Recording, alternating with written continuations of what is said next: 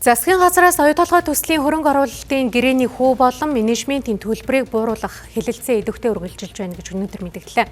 Энэ хүрээнд Rio Tinto компани багийн 5 дугаар сарын 12-ны өдөр Монгол улсад ирж ажиллахаар тохирсон байна. Мөн Онтра компанитай холбоотой асуудлаар тусдаа ажлын хэсэг байгуулсан бөгөөд хэлэлцээ ихээр болсон байна.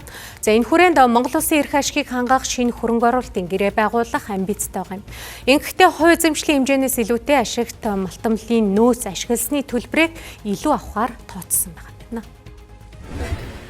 Хэлцээр үйл ажиллагаа тасалдж байгаа зүйл үгүй. Маш эрчимтэй явагдаж байгаа. Бичгээр байнгын харилцаатай байна.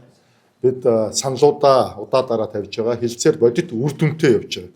Нэгдүгээрт бол зээлийн хүүгийн хэлцээрийг хэлэлцэх төгжээ байсан 7 жилийн төгжээг бид авч хэлсэн. Хоёрдугаарт хэлцээрийг заавал үр дүнд хүртэл нь үргэлжлүүлнэ гэдэг тохиролцоонд хүргэж чадсан.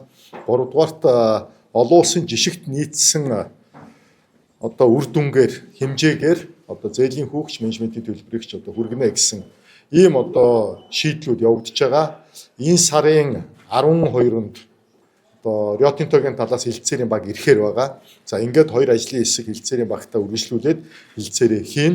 За Монгол Улсын засгийн газрын зүгээс бол хэлэлцээрийн багийн бүтцэд бүтцийн хувьд бол хэрэглэх газрын дараагаар нэгдэж зангидах ийм зарчмын шийдлийг хийж ажиллана.